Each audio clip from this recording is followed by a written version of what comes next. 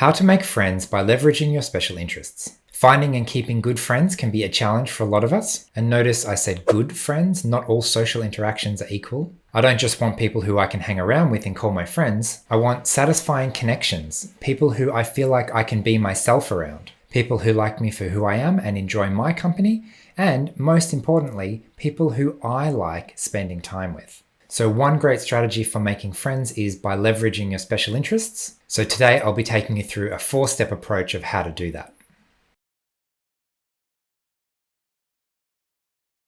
Hi everyone, Paul Micallef here from Autism from the Inside. I make weekly videos sharing the human side of autism, so make sure you hit subscribe to get the latest content. So we all need friends, and at some point in your life, you've probably asked yourself the question of how can I find and make and keep good friends in my life? For some people, this seems to just happen fairly naturally, but for others, we need a strategy to make sure that we get a good result. One of the reasons that making friends can be a little bit more challenging for autistic people is that we often don't share stereotypical interests quite to the same extent as the rest of the population. It's a lot easier to connect with people when we share some common ground, have some common interests, and when no one's heard of the topics that I like to talk about, that's a challenge. One strategy that you might think could work is pick up those interests that other people have so that it's easier to make small talk, so that it's easier to connect with people that you've never met before. The problem with that strategy, though, is that it's leaning very heavily into the masking territory where I'm doing things that do not necessarily come naturally to me because I think it's a good idea socially, or because I think that someone else might like me to do that or might expect me to do that, rather than because it's something that I like doing. Now, in some situations, maybe that's okay, but when it comes to finding friends, when it comes to making genuine connections, it's really important that I show up as my authentic self. Otherwise, the people I'm talking to will be making a connection to my mask rather than making a connection to me. So the challenge is, how do I bring my authentic self and make genuine connections and succeed socially at the same time? So one good strategy to help with this is to leverage my special interests to make it easier to find other people who like the kind of things that I like. So here are my 4 steps to make friends by leveraging your special interests.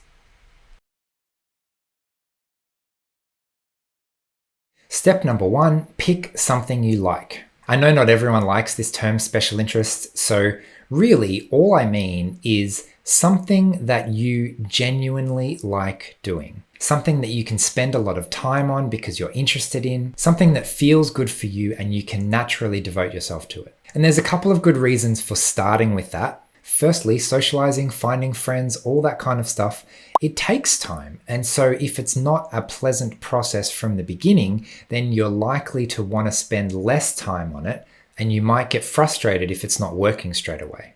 Whereas if you're engaged in a hobby or an interest that already really excites you, then even if you don't feel like you're meeting your social goals, you're still having a good time, it's still worthwhile. Another advantage to this approach is that you're not there to socialize. You're there to participate in whatever hobby or interest is bringing you together. A good example of this for me is that when I was younger, I used to play competition tennis several times a week. I had friends, I had people my own age that I was seeing outside of school. We talked about some things, I was exposed to some parts of the social world, but that's not why we were there. We were there as a team to compete. And when there is an organized activity, like sports are a really good example, the rules of engagement are very clear. I had my spot in the team, I knew what I was doing on the court, there were rules about how to communicate with your partner on the court, you all knew what those rules are, and it was very easy to go through that process and interact with all the people around me. Also, because I liked the activity itself, I would devote myself to practice, and inevitably I became a pretty good player. When you pick something you like and you're naturally good at, it's like a grounding foundation for why someone else in that space is likely to respect you. I had a place in the team, I knew what I was doing, others respected me for my knowledge and my skills, and the fact that I may not have been so comfortable with all the other little social things didn't really make so much of a difference in that light. So, step number 1, pick something you like, and that way you'll have inherent motivation. It's worth doing regardless of if you're making friends or not. And you've got something external to rely on and focus on, so that people can see plenty of your good qualities even if you're a bit awkward socially.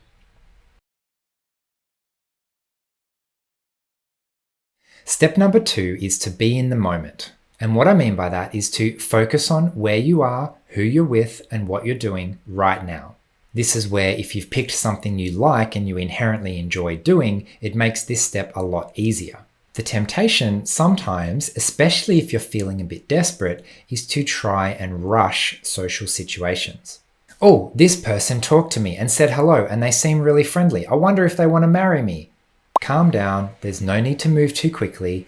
Assess the way the relationship is naturally unfolding and just be present with that process. This is especially true when it comes to dating. In fact, at our in-person autistic social meetups, we have to have a rule, an explicit rule. This is not a dating site. We're a social group, not a dating group, because it's really easy to meet someone you like and want to get to know them really quickly straight away, when maybe the relationship isn't ready for that yet. A good analogy that I really like for this type of thing is surfing. And what you're trying to do when you're surfing is to catch a wave and ride a wave. How do you catch a wave? Well, you hang around in the right spot long enough until one happens to come your way. If there aren't many waves today, well, you can't really force it to happen. Also, the way you ride a wave is to be in tune with it and ride along with it. Every wave has its own speed, and if you try and go too fast or force it to go in a direction it doesn't want to go, that just doesn't really work. So instead, if you're in the moment, somewhere you like to be, and you're patient enough to wait for the right opportunity to feel a connection and lean into a relationship and see where it goes, then that's fantastic. And it all comes about because you're focusing on where you are right now rather than trying to imagine and you've got a goal that you're getting to in the future.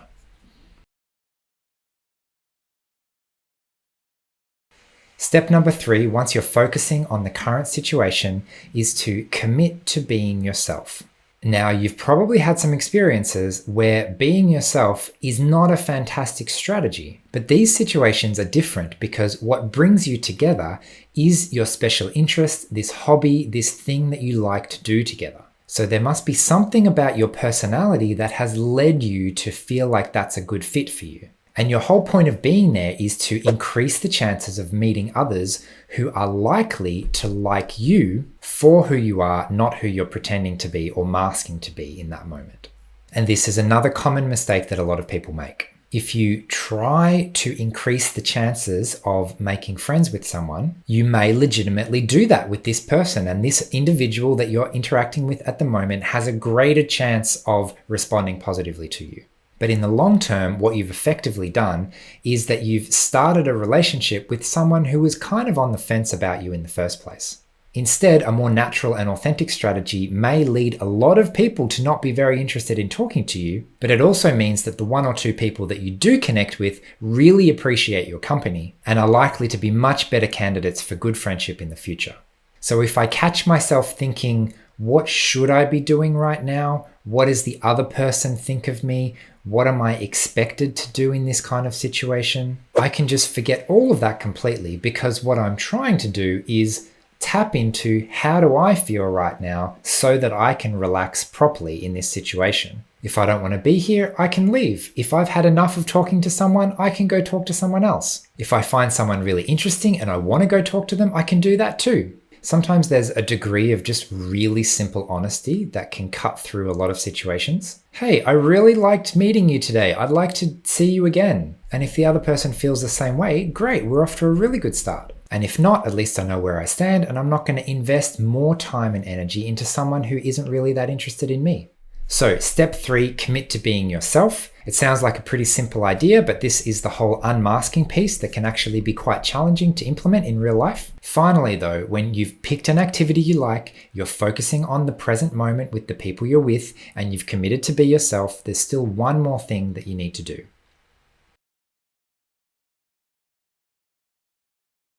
Step number 4 is to keep at it. We can't make or force genuine connections to happen. So in a sense, there's a significant organic element that just has to happen by itself. What we can do by using the 3 previous steps is to increase our chances significantly, just like finding a good surfing spot and hanging out there for a while waiting for a good wave. And ultimately, that's exactly what we're doing. We're putting ourselves in a favorable environment with a good chance of success, and then being attentive to catch those waves whenever they pop up. This is another reason why picking an activity or an interest that you're already excited about can be so helpful, because ultimately this kind of thing needs to be sustainable so that you keep doing it. If going out and spending time with people is really draining, then I'm only going to do it every once in a while when I've got enough energy to spare. What if instead I was doing an activity I liked and found relaxing and enjoyable, and I can go out and do it even when I feel tired? It means that I'm spending more and more time giving myself more and more opportunity to meet potential connections. It also reinforces the unmasking message that socializing is not supposed to be really draining. It's supposed to be fun and enjoyable and nourishing. That's why people do it. Now, that doesn't mean you're going to want to do it all the time. A lot of people need their alone time to recharge too. But if you're putting together a strategy to make friends, especially in the long term, it's going to be really helpful to pick something that you can keep doing in a sustainable way. So finally, if you're feeling like this area of your life is something that's particularly difficult for you at the moment, I'd encourage you to keep trying to work smarter, not harder. If you've got a strategy that's working for you, fantastic. If what you're doing at the moment is not really getting you to where you want to be, then let's try something else. Every once in a while, I hear some community members say things like, I'm done with people are too much trouble, I don't need friends. But I think if we're honest at the end of the day, we all need friends. Having a supportive social network is not an optional thing in our lives. It can literally be life or death sometimes. You're also absolutely not alone. Improving social connection is easily one of the top things that people set for their goals when they come to me for life coaching. It's right up there with unmasking, dealing with burnout, and goals around intimate relationships. I also have a couple of favorite resources around friendship. A really interesting one is this one right here, which is actually a free resource that you can get online.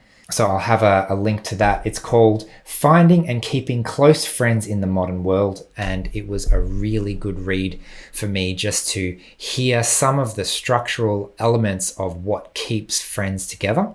You may also be interested in my online emotional intelligence course, which is self-guided and you can do at your own pace, or even one-on-one life coaching with me if you're feeling like now is the time that you're serious about making a big change. So anyway, I might leave it there for today. I'm curious what strategies you've found that work for you when making friends. So please leave a comment if you're able to share that. Otherwise, thanks for watching. I hope you found this video valuable, and I will see you again next week. Bye.